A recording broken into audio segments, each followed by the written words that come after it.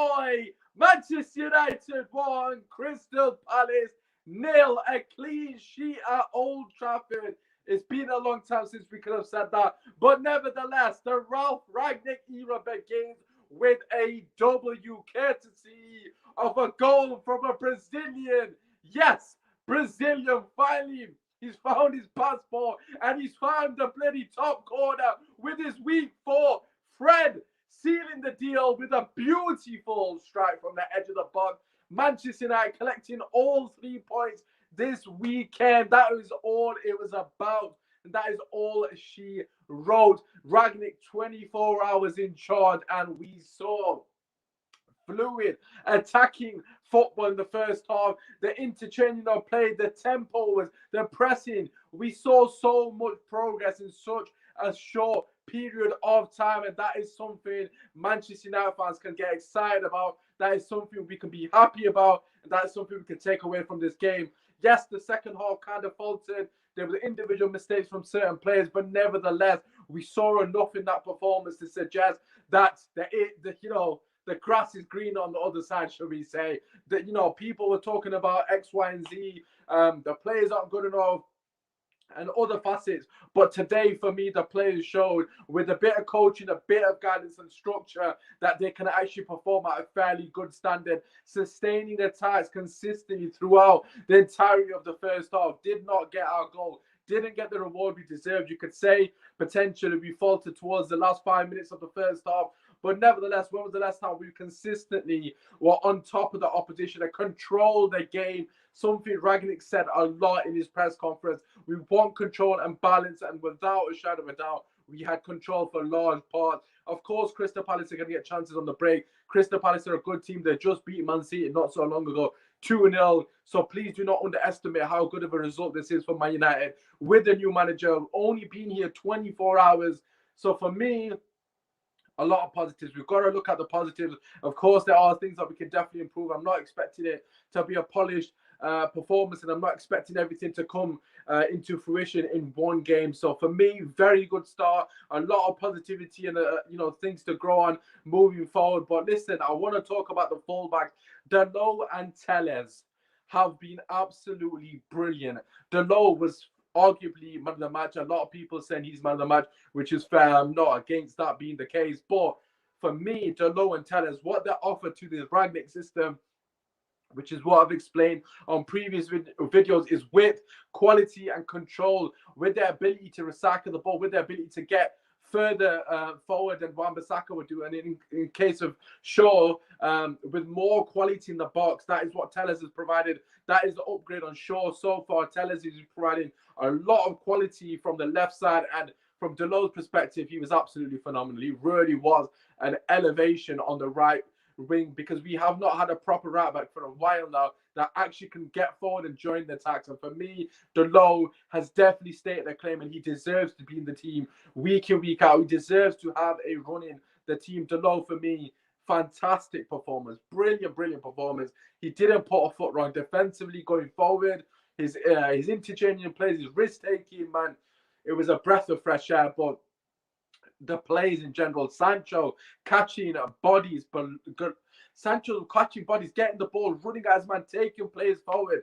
It was just a completely different performance from the players. A lot of the players were taking risks. The players were moving forward through the thirds with a greater intensity. Maguire, Lindelof pushing high up the pitch. I just saw a diagram of the average position for Manchester United player, and the only two players in our half are the two centre-backs. It's just every other player's average position for the game was in the opposition half, and that is absolutely phenomenal. And as Manrika said here, Dalot kept Zaha quiet, and you've got to respect that. And what I'm going to do is respect the people in the comments. Jerry Dalot, my right back, shout out to the homie. United way in here as always. Yes, boys, smash a like and subscribe if you are new for daily Manchester United content. Come on, boys. Finally, we've got something to actually talk about in a positive light. Let's go. Fred just got his passport. You know it, Sammy. My G, Sammy in the building. Shout out to you as always. Pastor Fred, put some respect on his name. I think I'm going to start eating my words, and I'm just called Oh, my brother just called me, so I do apologize. But what was I saying? I'm all for eating my words. Listen, I'm all for that. I'm no opposing feelings that I will admit that I would be wrong on Fred. Of course, let's see what happens down the line. Delo and Tellez, what a brilliant performance. Keep getting your comments in, people. Keep getting your comments in. I want to hear from you. I used to think Fred was from Barbados. Let's go, let's go, let's go. Who was your most impressed by? We'll come back to that very shortly. Keep getting your comments in. I think that's the only other question, so I will answer that one quickly. I have kind of already alluded to that, but Delo and Tellez for me. Shout out to Man United for life as well. Delo and Tellez for me were very impressive. I thought their performance was absolutely phenomenal. I thought Fred is my personal man of the match of the game. Obviously, let me know who your guys' man of the match is, but Fred was my man of the match from the game. I thought he was absolutely brilliant. He was everywhere on the pitch. Of course, there are a couple of negatives with the system, but we were not focused on that. I was very impressed with Jadon Sancho as well. I'm a bit surprised he came off over Rashford. I thought Rashford and Bruno for me were the two players that I wasn't overly pleased with in the final third. I think them two, if I was to pick a negative, it would be Rashford and Bruno. Bruno for the fact that very wasteful on the ball, losing the ball on many occasions. The lack of quality from Bruno in certain moments was very frustrating to watch. Rashford was just non-existent for large parts of the game. He did have good moments in the first half and moments here and there, but overall he didn't contribute enough to the game for me personally, again, which is something that I would critique him on. But in general, the positives are there, people. The pressing, what did I say in my video? Ragnick, I was about to say Louis Van Gaal there.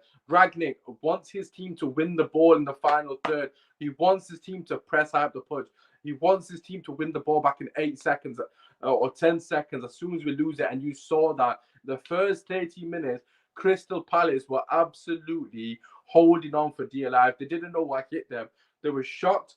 They must have done a bit of research going into the game. I would assume Patrick Vieira did, but there was no way they were expecting that.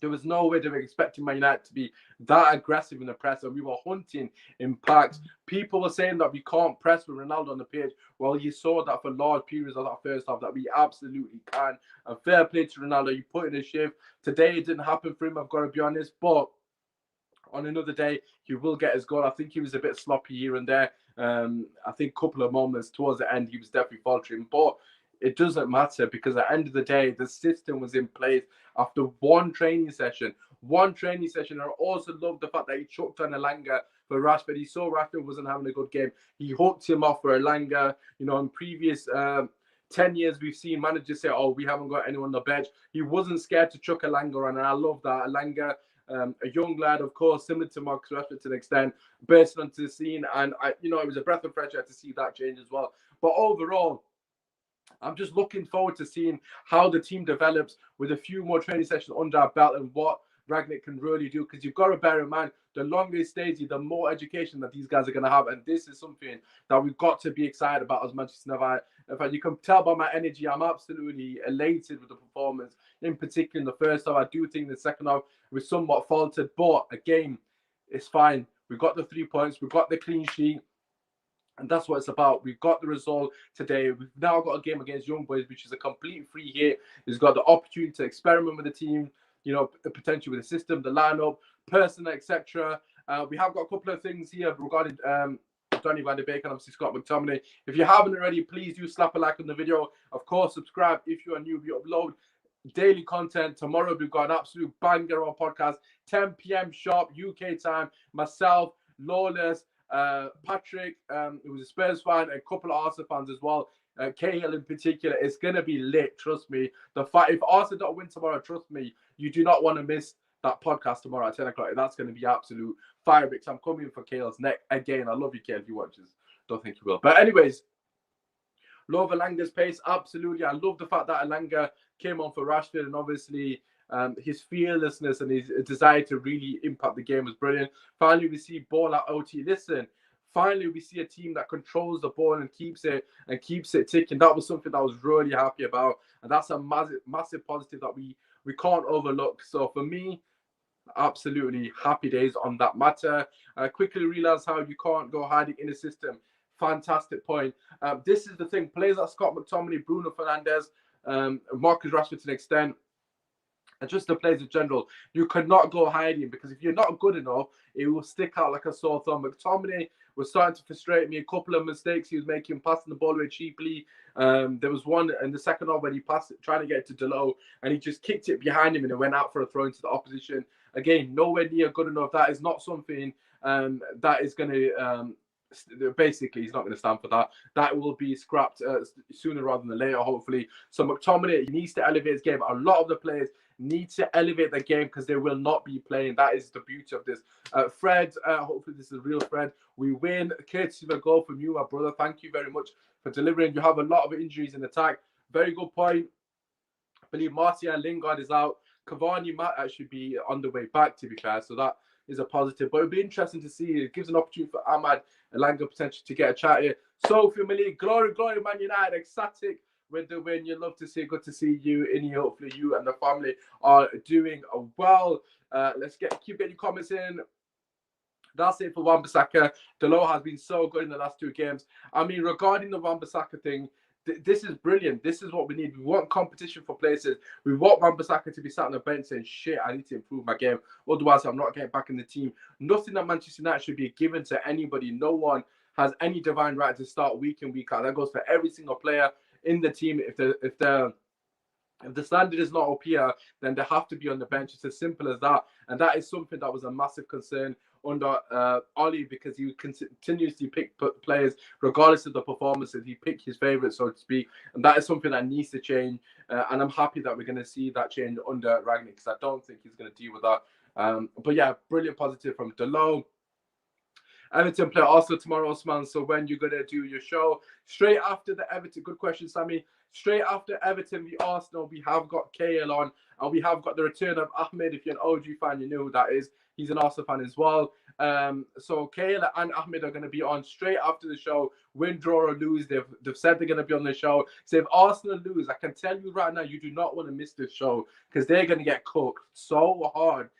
It's going to be beautiful. But listen, we'll see what happens. Either way, it's going to be a banging show. A lot of rival fans coming together, talking football. There's going to be a lot of fire, because I know Lawless and Patrick are not seeing eye to eye as well. So that's Spurs and West Ham fans as well. They've got beef that we're going to have to sort out tomorrow. Want to see Ahmed v Young Boys? Yes, we will get to that. Wonder who will buy in the January window. The current players need to fight for the places. Absolutely. That is a very good point, Zayshan Dar. Yeah, we'll have to wait and see, of course. Hopefully a DM for me personally. That's still something we need to think about. But listen, competition is the only thing that's going to improve the current club of players. If the law can do it with Zaha, that's interesting. Gonna get cooked. Listen, bro, Lawless is gonna. Oh my god, I'm telling you right now, it's gonna be sick. Oh no, Daniel's not on it. Sadly, we haven't got a Chelsea fan. Actually, that's a good point. We do need a Chelsea fan for that show. Just remind me. I'm gonna see what I can do, but I can't guarantee that. Love out Usman Talks United family. Everyone, welcome. Even Arsenal fans. Shout out to everyone that is tuning in. I appreciate all the support. As always, please continue to slap a like on the video. As I've already said, daily uploads, especially if you're a Manchester United fan. If you're not even a Man United fan, we do have other content for you guys as well, so you're not missing out. We were not counter-attacked once in the game today. We used to be so vulnerable in all the games we've played this far. And this is a very good point. I mean, Akil always comes with the facts. This is why I love Akil. But we've got to factor in how much progress we've seen in one game, 1 day even of training. 1 day of training, he's improved us in so many different aspects of our game. Are there still flaws? Are there still areas to improve? Absolutely. And I wasn't even expecting the performance to be even this polished. I'm somewhat pleasantly surprised that it was this good.